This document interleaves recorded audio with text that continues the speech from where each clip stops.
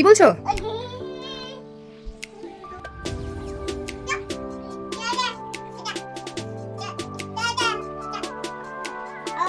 চলে আসো মামাম, চলে আসো মামাম। মামাম গুড মর্নিং বল সবাইকে, গুড মর্নিং। হাই হাতাটা দিয়ে আসো মামাম, টাটা। হাই সবাইকে, গুড মর্নিং। গুড মর্নিং সবাইকে। মামাম না বলো গুড মর্নিং। ও তোর তো নেই, আমরা বাইরে যাবো, আসো। বলি না বলি শোন না মামা, আসো আসো আসো। ওঠো ওঠো ওঠো ওঠো, কোলে আসো। আসবে না, আসবে না শোনা।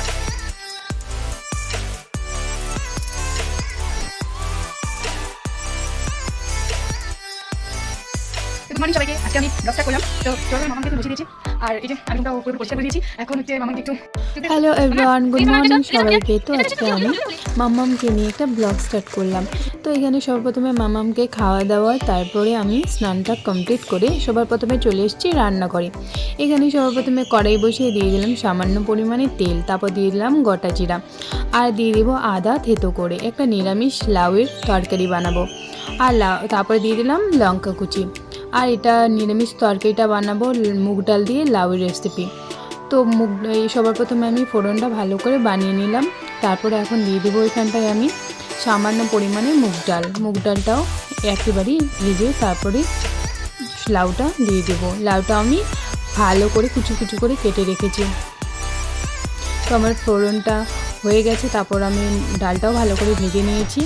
এখন আমি লাউটা যে কেটে রেখেছি ওটা দিয়ে দেবো। এই যে দেখো আমি কুচি কুচি করে লাউটাকে কেটে নিয়েছি।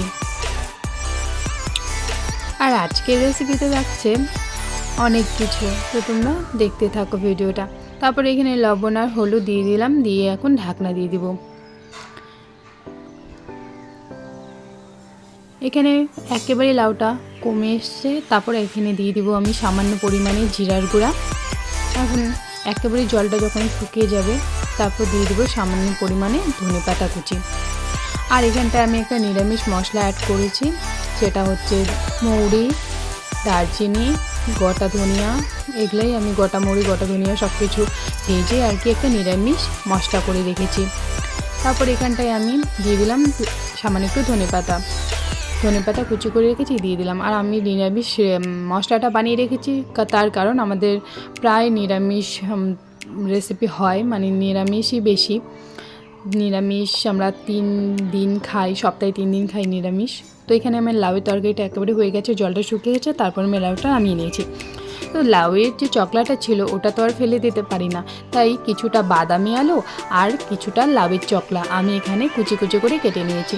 এটা এখন আমি ভালো করে ভেজে নেব। তো তোমরা কে কি লাউয়ের চকলা খাও না কমেন্ট করো। আর লাউয়ের চকলার ভাজা খেতে কিন্তু দারুণ লাগে। তো এখানে আমি তেল আর সামান্য একটু কালো জিরা দিয়ে তারপর দিয়ে দিলাম বাদামি আলু আর লাউয়ের চকলাটা। তারপরে এখানে লবণ আর হলুদ দিয়ে দিলাম। আর এখন এটাকে একেবারেই আমি সামান্য একটু নেড়ে চেড়ে, ঢাকনা কিন্তু একেবারে দেওয়া যাবে না, এখন মিলে আমি ভেজে নেব। তারপরে আমি এখানে দিয়ে দিয়েছি সামান্য কয়েকটা কাঁচা লঙ্কা, 2 ফালা করে। কাঁচা লঙ্কা দিলে ভালো লাগে। আর আজকে কিন্তু দুটো আমি নিরামিষ করতেছি, তার কারণ মা নিরামিষ খায়। তো এখানে সামান্য একটু তেল দিয়ে দিলাম। তারপর তেল দিয়ে এখন আমি এটাকে নামিয়ে নেব। একেবারে খুব সুন্দর গরম গরম আমার লাউয়ের চকলার ভাজা আর বাদামি আলুর ভাজা রেডি। তো এখানে আমি বানাবো মাগুর মাছ, সাটে মাছ, কই মাছ একসাথে। তো এখানে আমি দেখো কী কী নিয়েছি, গোলমরিচ, গোটা ধনিয়া, গোটা জিরা, রসুন, আদা, শুকনো লঙ্কা, কাঁচা লঙ্কা, ওগুলো সব আমি ভালো করে বেটে নেব। আর এখানে আমি মাগুর মাছগুলো ভালো করে কেটে নিয়েছি। আমি তো মাছ কাটতে পারি না, আমাকে এগুলো বাবা সব কেটে দিয়েছে। তারপরে এখানে আমি সব কিছু ভালো করে আমি তোমাদেরকে দেখাচ্ছি যে এত সুন্দর সুন্দর মাছ টাটকা সব পুকুরের। তারপরে দেখো মাগুর মাছটা ডিম হয়েছে অনেকটা, মানে তেল হয়েছে আর কি। আর মাগুর মাছটা অনেক বড়। তো লবণ আর হলুদ দিয়ে মাগুর মাছটাকে ভালো করে আমি মেখে নেব।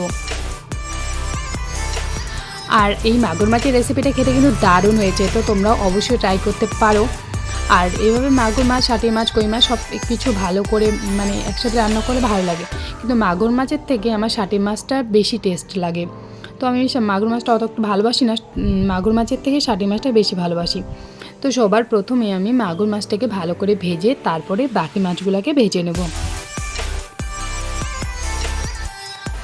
আর এদিকে সব সাটে মাছগুলো একেবারে ভেজে নেব, সাথে দিয়ে দিলাম কই মাছটাকেও।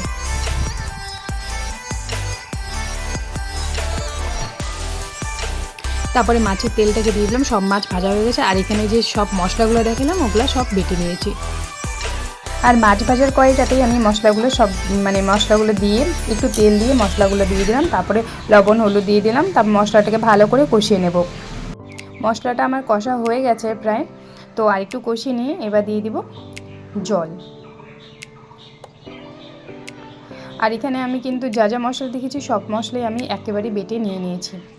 আর দিয়ে দিলাম পরিমাণ মতো জল। এখন ভেজে রাখা মাছ এই জলটা ফুটে আসলেই ভেজে রাখা মাছগুলো দিয়ে দেবো।